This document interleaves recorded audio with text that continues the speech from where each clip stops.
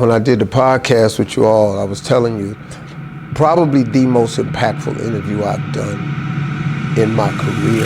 Heroes now, like real heroes. I heard Rashad and Troy talk about the tax levy. We talk about finance, but we talk in a language that is common to the people that's from the community that we grew up in. You all are the bright spot of real estate and entrepreneurship for Black Americans. This is the knowledge that actually matters. I applaud both of you for this. Thank you. Literacy isn't a country issue. It's not an American issue. It's a world issue. We came to earn our leisure.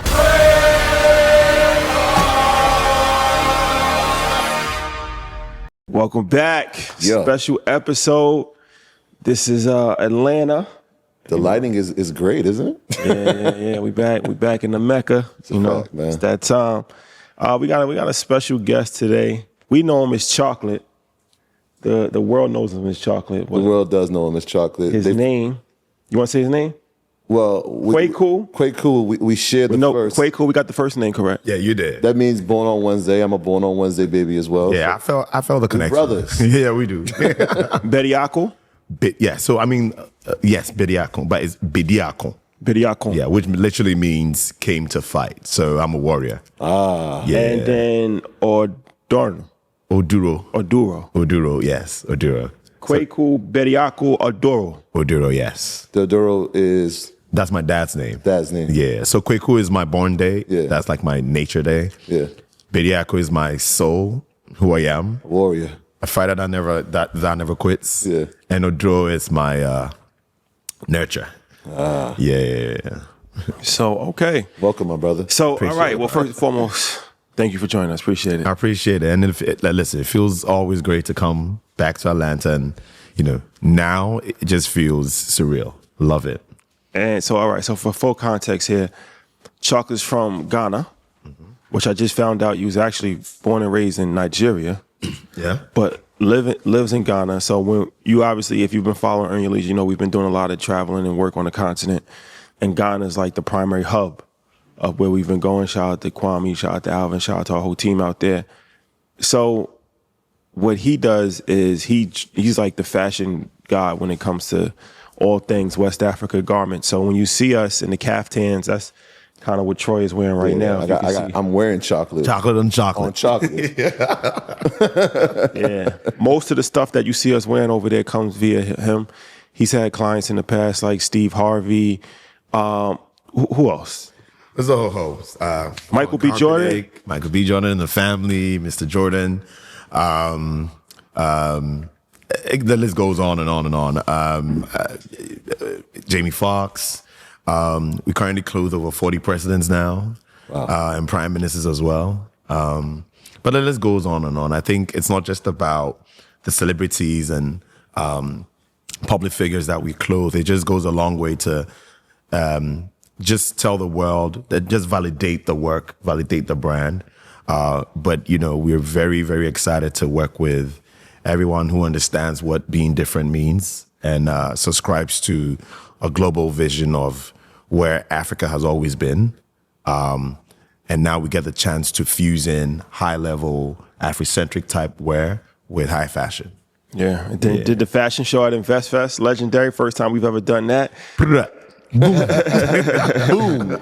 So yeah, man, you on a nice roll right now. So appreciate that. Yeah, looking forward to this conversation. So, all right, so let's bring it back. And he has a store. So if you ever go to Accra, the #1 hotel is the Kempinski Hotel. Kempinski Hotel. Mm-hmm. Shout outs to them. They've held me down for 6 years. And across the street from the Kempinski Hotel is the mall. Yeah, it's a mall. It's a gallery mall. So it's like an art gallery mall. But again, they are very open to work with brands that has an artistic aesthetic.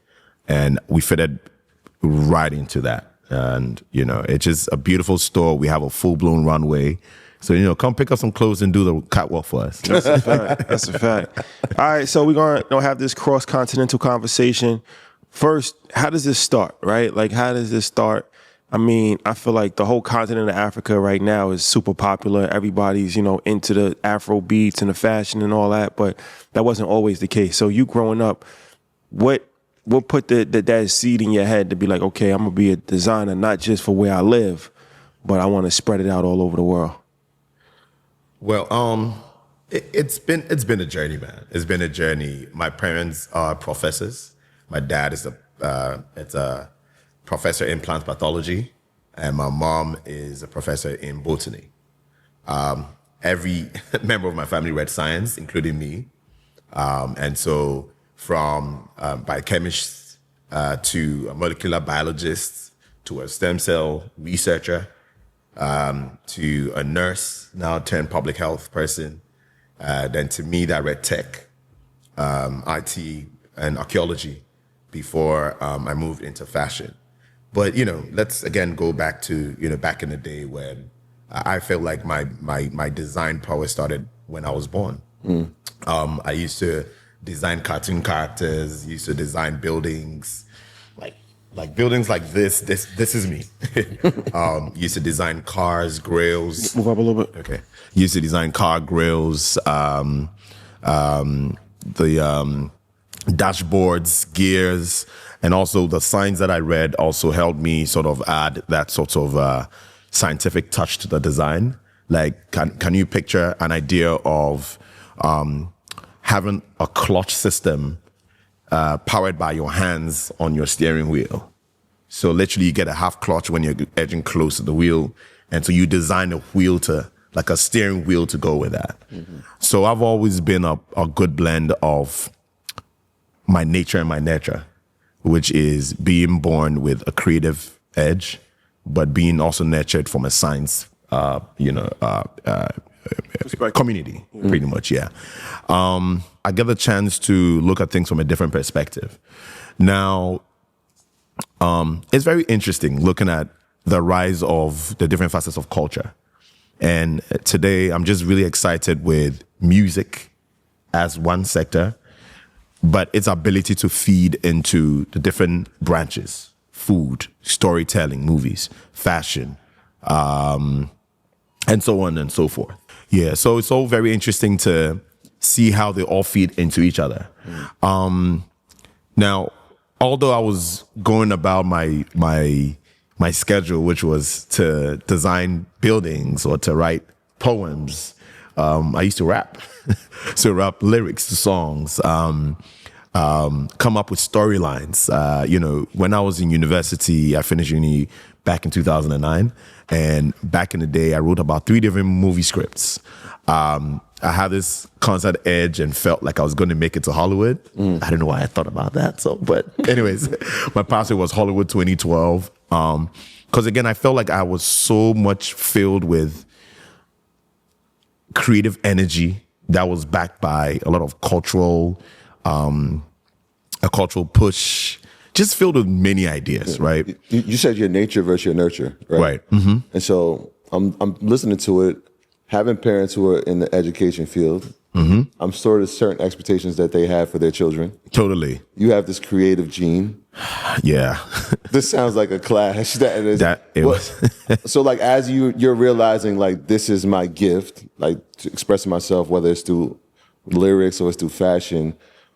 What is this clash like, right? Because I'm sure, like West Indian, it's like you're going to be a doctor, you're going to be a lawyer. Oh, you're not going to be that? Oh, no, you better be that. Yeah. What was that like for you as you're going through the creative process?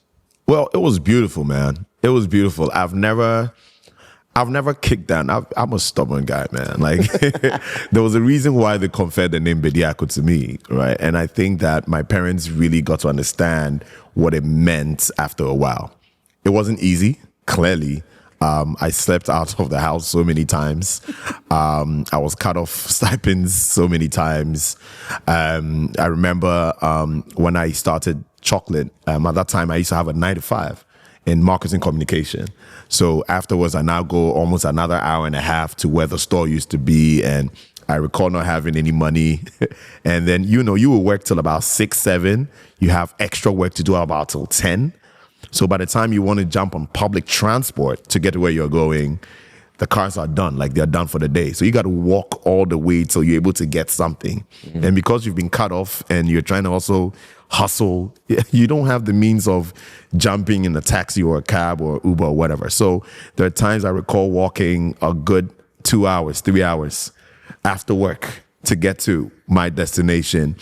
And I have to leave in 2 hours because I need to join the first public transport from back to the house to get ready for my next morning job. Because if you get there after 8, you will be queried. So this went on for like an hour, like a year and a half. And clearly my parents are also worried because they're like, yo, listen, like you've gone to read this. First of all, the marketing communication you've gotten into is not science. And I was like, no, that is a science to this. Like, it's not just advertising. You have to, there's a science behind it. There's methodology. You have to understand the way people are thinking. So it took a while. Like my first 2-3 years in the advertising space was not easy. But again, I recall getting woken up around 3 a.m. someday with my dad just telling me, hey, I'm listening to this thing on BBC, and I think advertising is a science, and I get that maybe made him realize that, okay, maybe I should be open to that. A year and a half afterwards, and I'm coming up with this clothing brand, and he's like, what do you want? Is it first? It is this, tomorrow is that, so I guess, it was very different. My dad was the first guy in his village to go to university. My mom, out of 11 kids, my mom was the first out of 12 kids, and used to also hustle way back. She'd wake up in the morning, take bread. The mom used to bake, so take bread to the neighborhood, sell it before she goes to school. So they were also naturally born hustlers, but then they also found their career path through science. So they knew that this was the only direction they could go, because this is what took them out of their villages, right? And so they were not about to gamble with your kid, essentially. But I think one thing I'll say is I'd like to doff my hats to my parents, because they groomed us so well. They nurtured us so well, although, we used to clash a lot. They did a good job by helping us to understand, first of all, boundaries, to encourage us to read, to learn so much beyond what you are studying, right? And that for me went a long way to ground me. And so they sort of understood that it wasn't a lost case. He might know what he's doing. Let's just be on the sideline and watch what he's doing, right? And so it's not surprising when I first finished my first store, and I went to my dad and I told him, hey, I wanted to rent one of your buildings. So they eventually got into real estate as well. And, I went over to them. I'm like, hey, can I get one of your 1-bedroom houses where I could turn into a little workshop? And they're like, yeah, whatever. I mean, the rent is a year. You know how Ghana is. You have to pay a rent between a year and 2 years. You don't pay monthly rents. So the following day, I cooked up the money and gave it to him. And he was shocked, because no one comes to rent a house and they pay outrightly. So it made him start to observe, started asking questions. I remember he popped into my office sometime.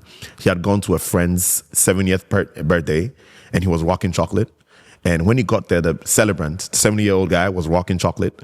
All his kids from age 28 to about 45 were all rocking chocolate.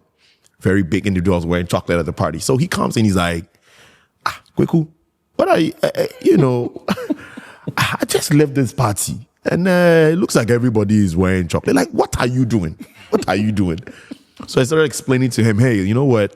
Because of the science background, I'm able to attach to the back end certain solutions. People just don't need clothes that just enhances them, but also clothes to cover a certain floor. So your ability to gauge that solution makes and then create a connection makes our brand different.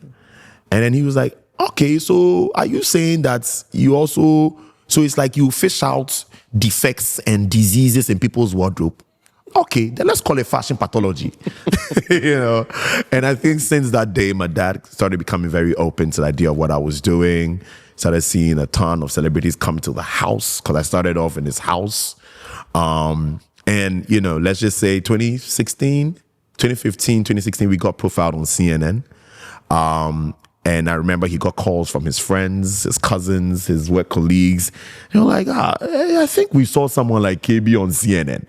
And my story was so impactful, they aired it for 6 months on African startups and voices. And that's what changed the whole dynamic of their perception. And, later on, we got a chance to make clothes for our local, our Black Stars team, our soccer team. Shout outs to the Black Stars. When we're going for Brazil 2014. Yeah. And the global journey just started. It just started unfolding, got profiled on Forbes, then got profiled on so many different platforms, on BBC, and then the journey just started. Let me ask you this. What's as far as fashion, we do the fashion thing, and, I really study the fashion game. So a lot of people may not be familiar, but in the 90s, late 90s, kente cloth, right? I'm saying it correctly? Kente, yeah. That was a big thing in America. Even I look at my brother's high school graduation, and he had a kente cloth scarf on. That comes from Ghana, right? Yeah. So, Ghana, West Africa, because what it is that back in the day, it wasn't Ghana. The whole West Africa was kind of like just one big, empire, and then it's like different tribes. Exactly. Different so tribes. Now there are different types of kente. So yeah. So talk about West African fashion. Bet. The kente cloth, the up and downs that they wear in Nigeria, right? Like the Ghanaian style. We was just in Benin. We seen that they had their own style. Totally, yeah. Kind of educate the audience. Yeah, so Africa as a whole is full of beautiful art, right? The idea of cloth, indigenous cloth, has always been part of us. Weaving of these cloths have been part of us. When you go to different parts of Africa, they call it different names. Also, these different patterns also reflect different messaging. I was privileged enough last year when we got hosted by Prince William at a short prize. And I got the chance to meet other people who've been doing specific studies about sustainable fashion, i.e. what kente cloth is and how it makes it sustainable and all of that. And it'll be surprising for you to know that back in the day, you pull up wearing a certain type of kente and it shows your status. A certain type of cloth woven, it shows the kind of messaging. Even if you had an issue with your wife as a couple, and let's say you take it to the chief, right, to be the judge of the issue. Depending on the cloth you wear, depending on the weave that you wear, it shows that you're remorseful. It shows that you're not remorseful. It shows that you are ready to take this to another level. It shows all these meanings have come through just by wearing certain or adorning certain cloth. It's very similar to even like symbols like the Giamis and then the Dinkrehinis and all these other like symbols that also go a long way to say things without uttering out a word, pretty much. So for us, it's not just about wearing clothes. Again, as I said, it's about key messaging. It's about communication. And because this has been a core part of us, you realize that everyone expresses it differently and it makes it authentic. So when we talk about authentic clothing, authentic art, this is what we mean. It goes beyond, hey, like this color is fly, so I'm going to wear this. It goes a lot on what does green mean to us? What does its fusion with orange mean? What does purple and gold mean? Does it mean, or does it mean something else, right? Yes. Yeah, so that is literally the crux of what garments from our continent means. But of course, recent times has come with its own interpretation of it. There are certain type of comms that were not relevant or are not necessarily relevant to today's age, but it's kind of like propel certain conversations in today's age. And that's why, you're looking at even what we are doing. I'll try and show some pants that I brought where now what designers like me are doing is we're coming up with our own type of patterns, right? And so if we're saying, okay, this is traditional kente, however, this is how I'm going to weave this into that. Like, take a look at this shirt. This is like a lace shirt, but then what we did was we wove a certain line of pattern, which is very similar to the traditional one, and then we crocheted on top of it, which then creates a different element of or a layered experience to it. So you might be talking about, hey, I am royalty in terms of like the kente woven approach, but then you also get an element of style design. who's the modern guy? Does the modern guy just subscribe to the old way of doing things? Not quite. But does it inspire him to do greater things? Yes. Like back in the day, for example, our fathers will want to, they call something called pension homes. Like, and I'm hoping I don't get roasted for this. It's an internal joke that we have in our home, for example, where my dad is like, oh, well, hey, I'm going to finish this building for my pension. And then you realize you go to Ghana, you have all these 3 stories, 4 stories at age 60. Who will be staying on the 4th floor? Right? But the modern African thinks differently. He is trying to say that, hey, listen, I'm aspirational, I'm ambitious. I love to connect with like-minded people, and I love at a very early age to establish basic things so that I can also make time for family. And so you realize that it's literally the same thing, but like we express things differently. And in that same way, it's seen in our type of clothes we wear and the type of choice of certain woven type of fabrics. Also, post colonization and everything, we also had, some element of how do we scale this idea? Yes, do I think it took out a little bit of the crux of weaving of cloth? Yes. But the good news is it still gets done. But in the attempt of scaling the art, you have conversations like wax printing, where in that case, you got like a digitized version of the same idea of the kente weave, but then it's now showcased in a more scalable way.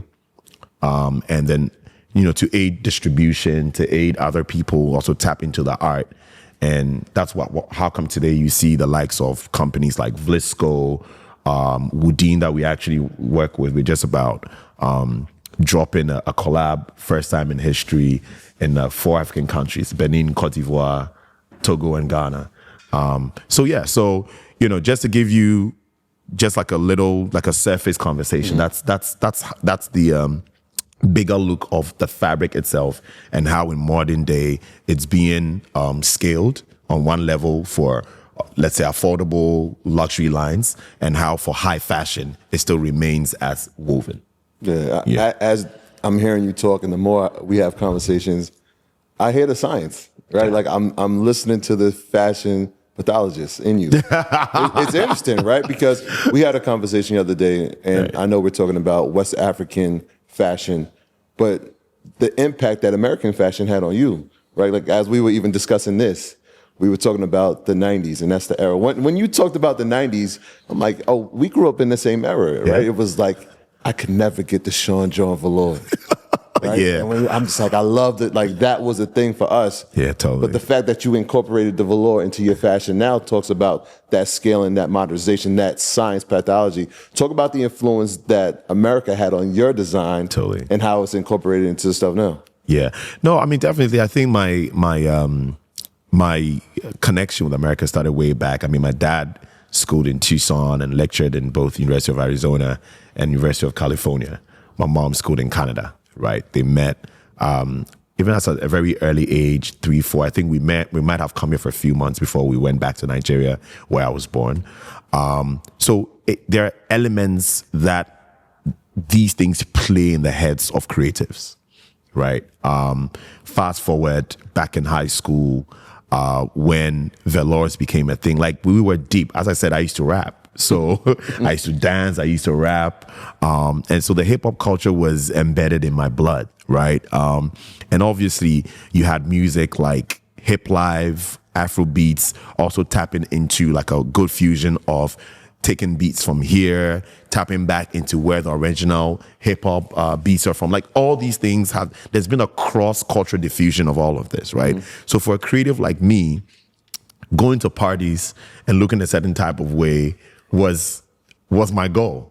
Like I was telling you yesterday that I could afford some Red Monkeys and some Gino Greens and some Evisu. But back in the day, man, I couldn't afford or even have access to the the Son John Velours, the Rockaway Velours, right? The Jafaris, And so for me, looking at fashion back in the day, let's say early 2000s, looking at when that was the first time I ever got a chance. And again, I used to like all the facets of all the cultural facets. So I used to like basketball.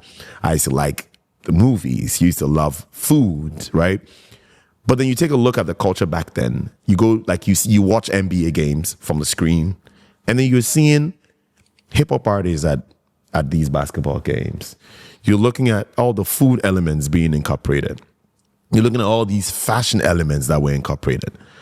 And let's look at 20 years afterwards, what is happening to the world currently. And it's the same thing, but now it's happening to Africa, where you take a look at Jollof wars, right? It's a sensitive conversation with me when it comes to Jollof. But yeah, like, Omo, don't kill me. What side? Well, you can't play either side. Ghana Jollof. Okay. Yeah, I mean, as a man, you have to take sides. Ghana Jollof. You chosen. Yeah. And you take a how that is influencing type of even songs being done. You take a look at songs also talking about certain type of gears like chocolate, gears like Christy Brown, gears like, so many different new crop of new African creatives coming up with all these spiffy clothing that also ties in with the culture, right? You take a look at even NBA Africa, BAL. So you look at the texture of the space, and you look at how Afrobeats is influencing the fashion influencing the sports influencing the movies. Art as well. And the art as well. I mean, hey, come on. I'm an artist. Right. So it's a very interesting conversation of what happened back in the day, early 2000s, late 1990s, and how everything sipped into each other, and how as a young designer or a young creative who was still studying science, how that sort of plays with my mindset and helps me tap into inspos to now redesign and come up with a new line of ideology that's able to fuse Afrocentric lifestyles into high fashion, that's able to fuse Afrocentric lifestyles to hip-hop culture, that's able to fuse different mindsets, different people, different cultures, So today we're doing kaftans, as they call it, or boo-boos. And we are not just fusing kente. We want to fuse it with velours. We want to fuse it with corduroys. We want to fuse it with someone's old sustainable denim that is never being done again. Bring it back to life and get our cacao brand to jump on that, to repurpose it, So it's a fusion, if you're to ask me. It's a blend. And for us as a brand, for me as a person, I've always been about that lifestyle. Like, I love networking. I love meeting people, sharing perspectives. And so, take a look at every type of chocolate and you see buttons. Every type of chocolate, you see stitch work. And because these two elements invariably brings things together, bring people together, helps blend cultures and mindsets. And no wonder you look this spiffy, man. I'm wondering why Rashad didn't wear nothing chocolate, man. I'm trying to figure out. Rashad, what's happening? Kojo, what's happening, man? So talk about the power of networking. Tell the story about Steve Harvey. Yeah, because that's a good story, but also, like, it's important for people that are looking to get their brand in front of big names or just anybody, right? Like, talk about your strategy and that story specifically. Well, so first of all, shout out to Steve Harvey, man. Like, I still remember when he had his first chocolate on, and he said, yesterday's prize is not today's prize. That's exactly what he said. But yeah, well, first of all, I can't talk about Steve Harvey without shouting out Kevin Autry. Kevin Autry has been a big brother friend of mine for a while. And I do recall when I was very specific on my vision. How do we build the biggest lifestyle business and brand in the world that happens to be from Africa? And I knew that. And at that time, we were responsible for like what was indigenously African culture with weddings. I used to make the biggest weddings, clothes for the biggest team of groomsmen and bridal teams, right? So let me give you a typical example.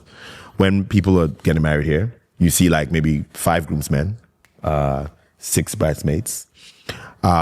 We decided way back to fully understand what that meant for our traditional weddings. You finish school with such a huge community. And for us in Africa, community has been part of us. Like, you're going to school and everybody can query you, everybody can punish you, everybody can reward you. So community has always been part of us. So why then would you want to marry in a traditional community and make 6 people your core groomsmen? So for us, we started saying, no, hey, how many friends you got? How many associates do you have? So, I mean, the biggest wedding we ever did was 175 groomsmen. 175 groomsmen, which was between Ghana and Spain. We started this whole idea of pretty much like your pack will be behind you. Like, the whole idea is that if I'm going to get married to someone, the family has to know that I've got community and that their daughter is safe. If I'm not there, the community got her. Right, so that was the whole idea of that. That can get tricky. Well, yeah. I guess, Africa, everything is tricky, right? But yeah, so, after doing that for a while, and we realized that, this is a good strategy locally, but on a global status, how then do we go back to our vision? And we quickly realized that, no, the first thing we got to do is to look at the connecting factor. How do we connect our people with our Afro-diaspora people? How do we connect cultures? How do we connect mindsets? How do we connect sectors? So conversations such as, even not just with Steve Harvey, but with NBA Africa, with BAL, started as such. How then do we create a link between sectors, fashion and sports? How do we create connections between us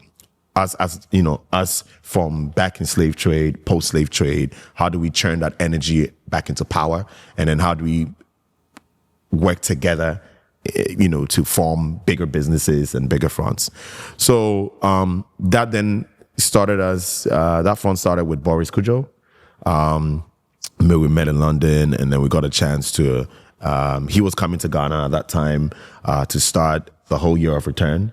He had, I think, merged with Bozoma St. John, and I think Rich Lou to form what they call the Full Circle. And then they launched the first ever year of return a year before the year of return. So that was a wide awakening for us, because then we realized that, oh, wow, we can get a lot of validation and a lot of endorsement from not just captains of industries, but also public figures that could understand our vision and where we're going. So that, ripple effects then got me to know that, well, hey, Steve Harvey's coming to Ghana.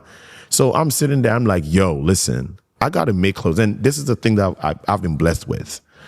I'm able to eyeball people and tell you what your size is. And I think the first batch of clothes y'all got was like that, right? Mm-hmm. And so, but for the funny thing is with Steve Harvey, he was always in suits. So then I kept on tracking his social media. I'm like, how do I get this guy's measurements, right? And then he went on this holiday with the family in Czech Republic, and they went for fishing. They caught some mussels, and he was wearing this white linen shirt with coral shorts. I still remember like yesterday. And I was like, there you go. So I eyeballed him, came up with a good a suit for him.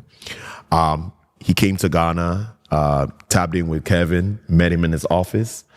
And I remember when we got introduced, Kevin's like, hey, Steve, this is Chocolate. He's one of the best designers over here. He's made you a suit. See, Steve's like, no. I don't wear no ready to wear. I don't wear no ready to wear things. No. I'm like, no, trust me, man. I've been following you. I've watched over 400 episodes of Family Feud, Steve Harvey show. You were always in suits. It didn't help me. But last 2 weeks before you came here, you were in Czech Republic. You were wearing this, Dude is just standing there. Like, he was just staring at me. And he's like, listen, my credibility is on the line. If you rock this and it doesn't fit you, like, that's it. That's my shot. And I lost it. It's like, okay. So he picked up the clothes, goes into the washroom. I'm sitting there tensed as hell. Like, I don't know whether or not you feel so tense sometimes. Like, you feel like you're sitting straight, but you're curved. There's so much weight on you. And then he comes out, so we're sitting there, I'm chatting with the team, with the family, with his kids. Then all of a sudden we hear, So he comes out of the washroom, draped in those all black suits, top and pants, kaftan, with trims of kente. Listen, and at that time, he was into baggy stuff, baggy pants. So as soon as he came out, the first response was from the wife. Marjorie said, finally, these are the pants I've always wanted you to have. And it was like clockwork. Like he was blown away. He immediately ordered for 5 more suits for him and ordered a suit for everybody in the family. And that's literally when he said, well, yesterday's prize is today's prize. And he said, Kwaku, I'll make it my mission to make sure that everyone knows of chocolate and you're going to be global. And since then, you know, we've done 2 seasons of Family Feud, Africa. We've done, I think, Miss World, you know, succeeded in clothing him in different spheres of life. But again, it goes back to the validation. It goes back to when opportunity meets preparation. And, you know, very, very excited by our association, and we still stay in touch. You know, we messaged each other some few days ago. He gets your, you know, got a chance to meet him as well. But yeah, it's just really, really exciting. And post him, I mean, the list goes on and on. Idris Elba, the B. Jordan family, entrenched more of our position with the NBA and the NBA Africa. Yeah, and the list goes on and on, you know, yeah. So that moment changes your life? It definitely did. Changes everything for you. I wonder, as you get this moment, obviously you prepare for it, but challenges come, right? So like when we think about it, like we prepare for this moment our whole life, we don't know what's on the other side of that. So what were some of the things, challenges that you face post that moment, right? Sometimes you scale too fast and the business may not be ready. What are some of those things that you face after having this huge moment? Excuse me. I think definitely, I even have a story with that. Structure. Now, most businesses on the continent, the necessary structure that should guide businesses aren't available. You even getting to work with the best of accountants, lawyers, all of that are not readily available. There's also this sort of myth that like things that has to do with lifestyle, such as clothing, food, all these things are not typical careers, if I'm to put it this way. Like everyone is nurtured in such a way that you got to be a doctor, lawyer, engineer, right? And so imagine you have such a business and opportunity and you go talk to a lawyer. He's wondering why he's giving you his hours. Definitely structure now becomes a huge conversation. Then you start asking yourself, okay, what does this mean? Would you want to continuously make just bespoke suits? How do you even just continuously make bespoke suits? Or are you thinking of scaling that conversation? And to answer all these questions goes back down to structure. So yes, we definitely did have our own fair share of not being structured enough to leverage off this 100%. On the continent, though, we still went ahead to still push the narrative on weddings, people's ceremonial clothes, corporate clothes, casual clothes. And this also helped us to gradually move the business on the continent from it being just a one-off, one-man business to also attracting people over time, because they started realizing that it's not just about being a lawyer and doctor, but there are other conversations and other sectors that could also attract individuals that are also learned in accounting and law and all of that. Secondly, there's this story, right? And, you know, shout out to Naomi Campbell. I quite recall Naomi Campbell was in Ghana 2018, 2019. One of my big brothers, Fred Swanica and Achaleki, fantastic individuals, man. They have this platform called African Leadership Network. So they launched it a year in Mauritius and then to Ghana. And it attracted one of the wealthiest billionaires in the world, Andres Poulsen, who owns ASOS.com, bestseller, all of these. So that weekend was full of A-listers. I recall meeting Naomi, and I'm like, hey, I would like to grab a picture. Like, she was saying no to everybody, but for me, there was something about me that I think she was drawn to. So Naomi Campbell. Naomi Campbell, yeah. So, she did a quick selfie, and she's like, hey, let's talk later. Now, we show up at the event, and every A-lister at that event is wearing chocolate. So she goes to tell Fred, hey, where is this chocolate guy? So he's like, oh, he's coming. So now I get to the space, and just so you know, everyone was wearing chocolate, was eyeballed. Okay, we didn't have access to the all of them. Anyway, so I get to the space. Naomi is like, no. So they go like, well, hey, chocolate, come.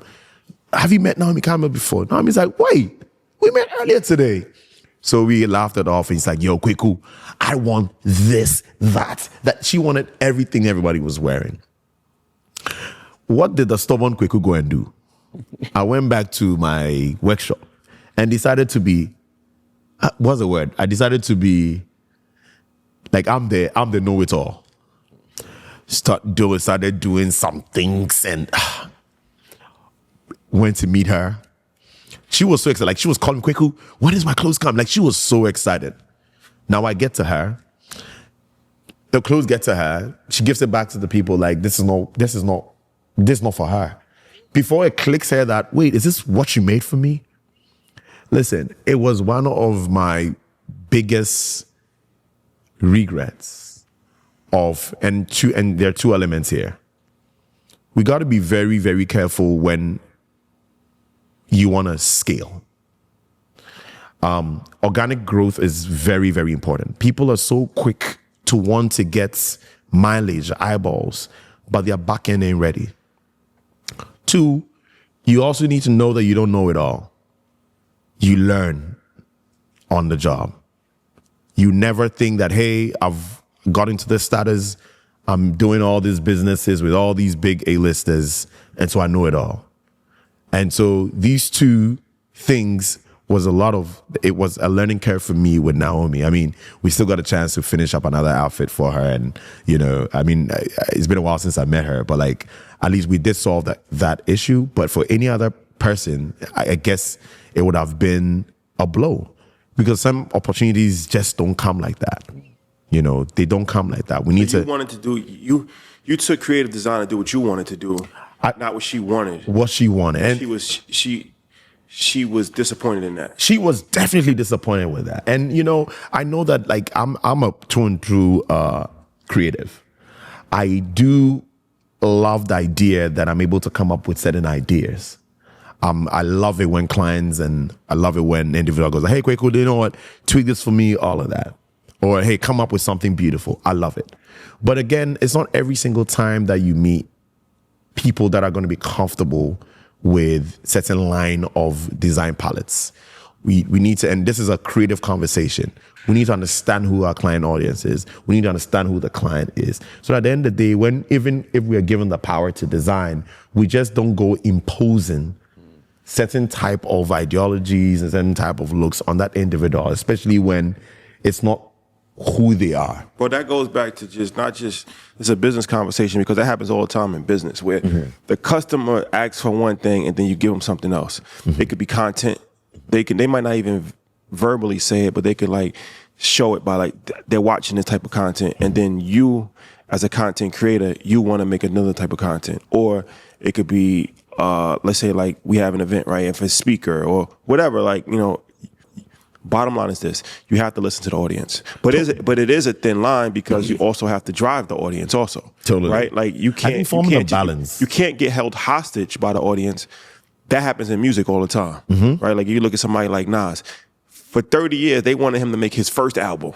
If he would have still be 19. Like, you know what I mean? Like, you got to be able to grow, and you got to force the audience to grow with you. Yeah. But that is definitely a difficult balance. But yeah, I guess. Yeah, but I think that this was my learning curve, right? Like, I'm still very stubborn. Like a lot of my great clients would tell you, like, Kwaku, like, one of my big brothers, Pops Mansabones, who first got in to play the NBA. Shout out to Pops, man. And he would tell you, Kwaku,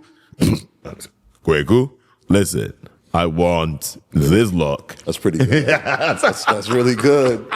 Shout out to you, Pops. That's really good. Right? But I think it takes time. It goes to building an organic business. You need to be able to understand that, yes, you are full of all the great ideas, but you can't get to the top in a day, you know? Mm-hmm. And so forming a good balance also does mean that, okay, this is the first time. Like, I remember the very first time I met y'all were pretty specific on what you had wanted. But then it takes time because I was like, okay, we'll do a top and down each, we'll do top and shorts each. Okay. Then we'll learn from what you wanted versus certain colors that I tweaked in. Okay, this doesn't work. So you learn with your audience. And then you start tweaking it accordingly. You can't just surface and then come and impose. In fact, this conversation goes beyond just clientele. It even goes beyond I'm hammering more on even ideas that we want to bring to even this market. I mean, we've got our global strategy guy with us. The type of clothing we do in, let's say, West Africa versus the type of clothing we do, let's say, in the Middle East versus the type of clothing we do in the Caribbean versus the kind of clothes that we're hoping to do here are all different because every society, every community is different. And as a creative or as a business owner, you need to be able to be discerning to know this. Otherwise, if I show up just coming to impose certain line of look on you, you might not have a good breakthrough in the market. That's literally what it is.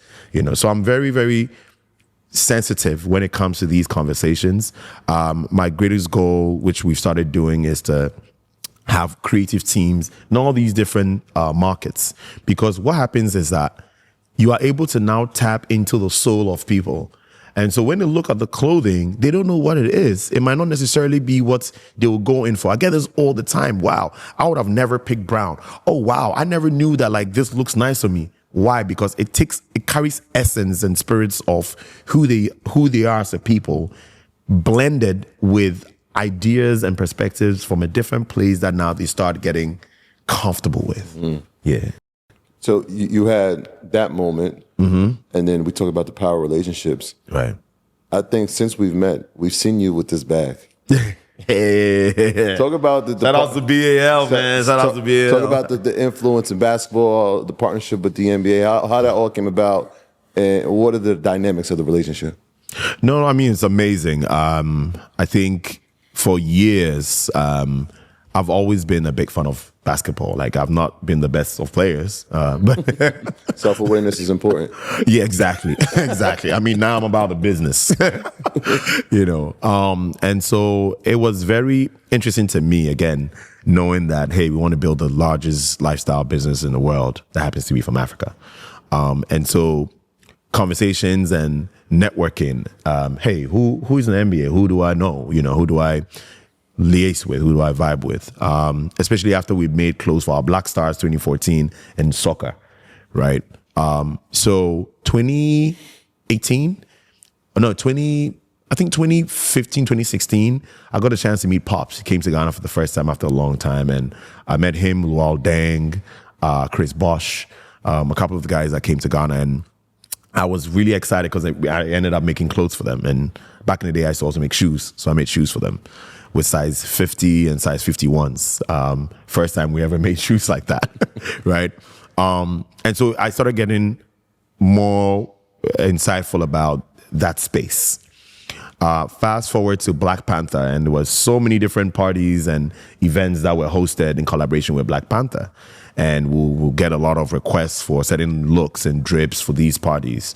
And there was one such party that was done by, I think it was Luol Deng, or one of these big NBA players in LA. And at that party, everything changed. Because then now people started seeing not just clothing, but they also started seeing an armor.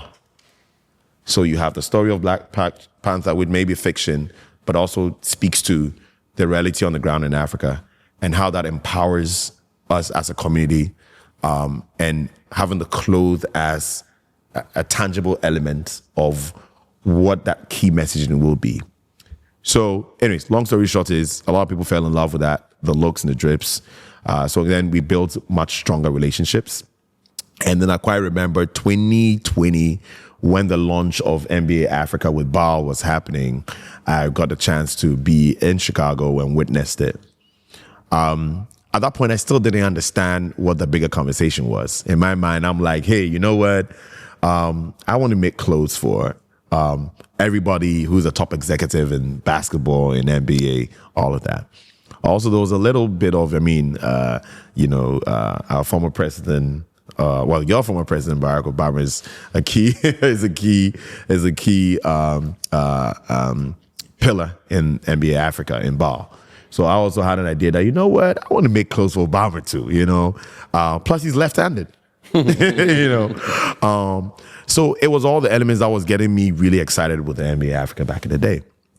But then I also realized after a year or two in post-COVID, that it meant more than just high fashion.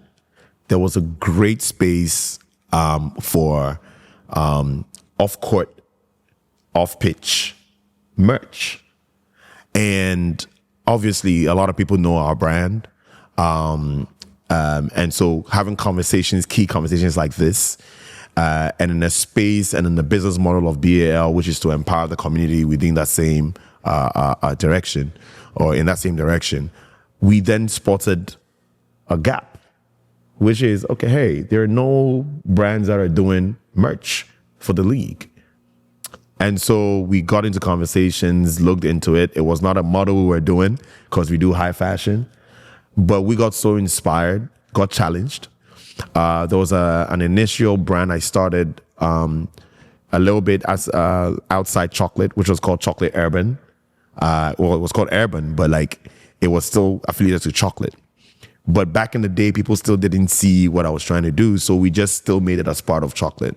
So when the conversations with Baal, with NBA Africa, was getting close to us sealing the deal, we realized that no, we need to be able to have a separate brand that will cater to partnerships, cater to the affordable luxury space, and you speak to such deals. Got a deal signed about, I think the first contract was 3 years ago. Got a global deal to distribute merch, Baal merch, first time in history. And it has been such an amazing journey, because again, Africa, we don't have a lot of brands that are doing this within the African space, and also brands that are also looking to take Africa to the world. So initially we just did caps, t-shirts, hoodies. And I was like, no, what else can we bring to the table that will be totally different? And, definitely came up with these repurposed ball bags and, recyclable straps, and got into motion. And till date, everybody's in awe, seeing the brand associated with BL and NBA Africa. We say we are always having conversations with this. We did another BBC article last year. We got this featured on. We just did another one with DW, also got that featured on. So, there's a lot of great conversations, again, going back to the fusion of cultures, where we're now able to look at it from, okay, what can we do within the music space? Okay, what can we do within the sports space? What can we do within the food space? What can we do within the movie space? What can we do in the art space? And we've, thanks to cacao and even chocolate, we've touched on all these things. Yeah. So talk about your subscription model that you're launching. Yeah, membership, man. So I got reminded that subscriptions are on Netflix and membership is is high fashion. But yeah, so with our global strategy, there's a very important element of always what we've been doing, which is bespoke fashion. I made a promise to several clients about 10 years ago that we will never repeat the same thing. And we put money on it. 2 years afterwards, I won that money. And so doing custom made stuff, bespoke stuff has always been a core part of us. But again, we wanted to structure that conversation. We wanted to make sure that the wardrobes of our target audiences are always very different. We are always coming up with collections twice a year. But again, for people who show our bespoke clothes, they get a chance to wear most of the looks way ahead of even when the idea of the collection will come to play. We've also seen the need that there are a lot of our target audiences that are very busy. You know, they don't have time. I mean, I remember when we were trying to coordinate your looks earlier, I could quickly sense that, yo, dude is in like 6 countries in a week. The last thing he's thinking about is clothes, right?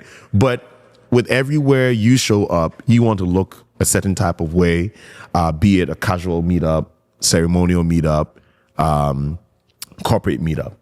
And for a brand like ours that caters to all these three segments, we wanted to give the opportunity to our our members, right, to get the first scoop of what being different does mean. Also, we closed over 40 presidents, different captains of industries, different celebrities.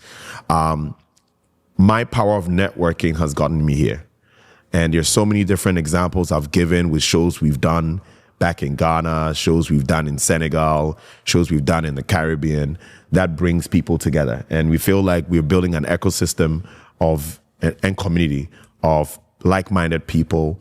When you meet another person wearing chocolate, there's hardly any form of airs. There's always that sort of power of collaboration rather than like competition. And we felt like, okay, how then do we give back to that same community? There are people looking to expand their businesses beyond their community, beyond the where they stay. Are we able to do a show in Guyana? Where the president is a big fan of mine. I'm a big fan of his as well. Are we able to get people who are trying to expand their businesses to Guyana to be part of this? How do we even leverage off some of these captains of industries who are maybe on the verge of doing certain big deals? Are we able to get people within the network, within that ecosystem, to work hand in hand? Are we able to look at how also these captains of industries sit at the forefront of certain businesses and are able to offer a certain line of rebates, discounts to our members? So, for example, I have a good friend of mine, Terrence. Terrence runs an agency called Icons. That's an eyewear agency, and he's actually responsible for a lot of the activations LVMH is doing in the States, for example. There are loads of clientele that love sunglasses. So part of the membership structure is, number one, get certain type of rebates, certain type of exclusive sort of wares, right?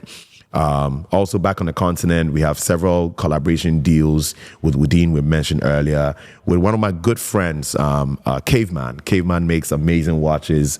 We're teaming up to make very fantastic ones. I think I might have a sample here where literally every member is going to get one with their customized names on it. And the most important thing about these watches is it's even with our cacao concept, right? Cacao is our sustainability brand. We repurpose, we eco-friendly, all of that. And for this line, we are coming up with repurposed denim. So you have like this, and then all you have is a customized name, and then, making the world a better place, right? So there's so many different collaborations. Grenada is like my second, third home. I love Grenada. It's like haven to me, right? And we have our team out there, right? And what we're doing with such markets is to collaborate with like the different youth out there to help skill train them, right? And then build storefronts that could celebrate that collaboration, for example. So again, anybody who's looking to expand your businesses or expand your social circles to all these places that are part of our membership comes with like all these pecs and all of that. Yeah. Shout out to Caveman. We met Caveman. I think you got a Caveman. Yeah, he gave me a watch. Yeah, Caveman got the watch. Caveman, big up. Still waiting, my brother. You're a trailblazer, obviously. I mean, I appreciate that. The brand is global. When you see that C with that ice cream drip, we know. we know who it came from. Yeah. I wonder, as you're blazing this trail, what advice would you give to up-and-coming designers, like in terms of getting into this business, manufacturing, distribution, marketing, right? Because I'm sure there are people like, I want to be chocolate. Totally. I want to be as successful as him. What type of things would you tell them? Well, first of all, think big. start small, move fast. I think big, man. I don't have no cup. Like, I'm just, once we think about something, I'm looking at the best way we can build collaborations to make it happen.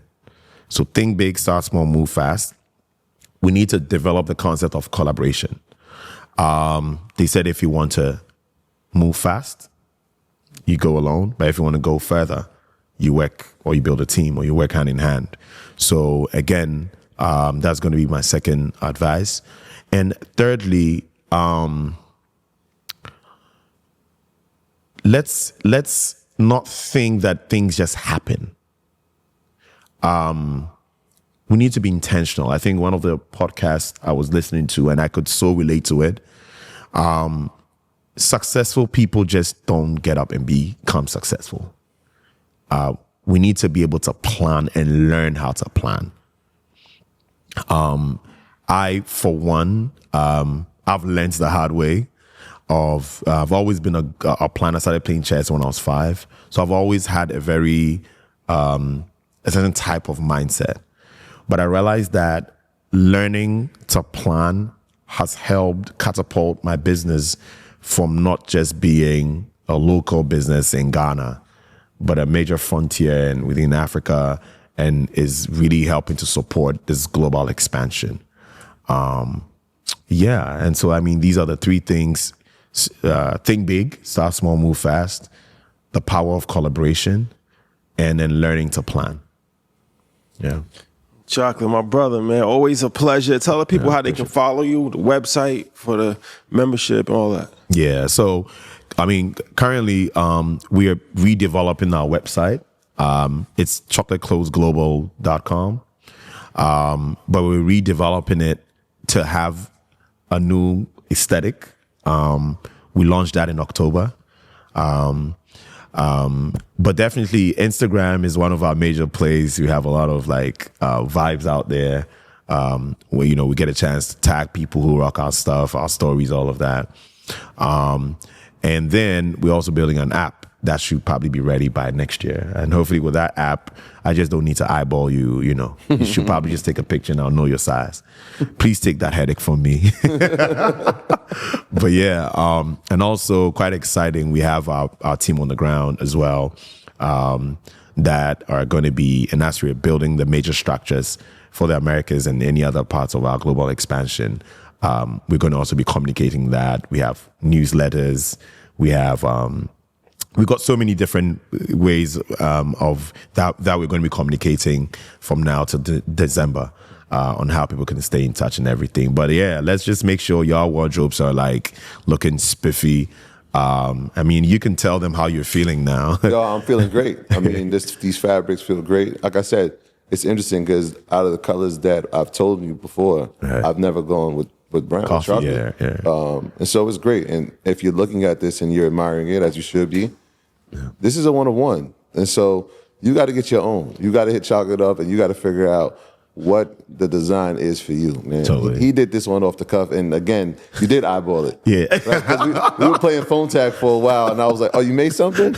Oh, it fits perfect. Thank you. So shout out to you, man. Appreciate you, man. I appreciate you. All right, my brother. Nah, most of that. But listen, I got to say one thing before I go, man. Yeah. Listen, you guys are doing an amazing job. Like, I admire your energy. You keep on hopping on different markets, different continents. And, you know, people like us are watching, right? And it's super inspiring. Just witnessing over 40, 50,000 people was totally overwhelming.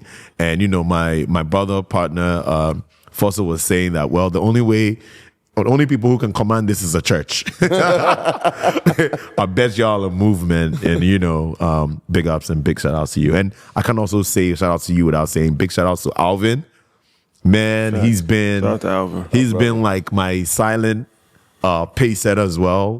You know, got us introduced to Thames, to all Irish Star, all these big players who have recorded and written their music in my house back in Ghana all thanks to Alvin and eventually making this meetup possible. Finally with him, and also shout outs to Kwame Anku. Yeah. Kwame Anku got us together first. Yes. And he's been an amazing pillar of ours. And big shout out to you, Kwame Anku. Yeah, absolutely. There you have it, ladies and gentlemen. Thank you for rocking with us. We'll see you next week. Peace.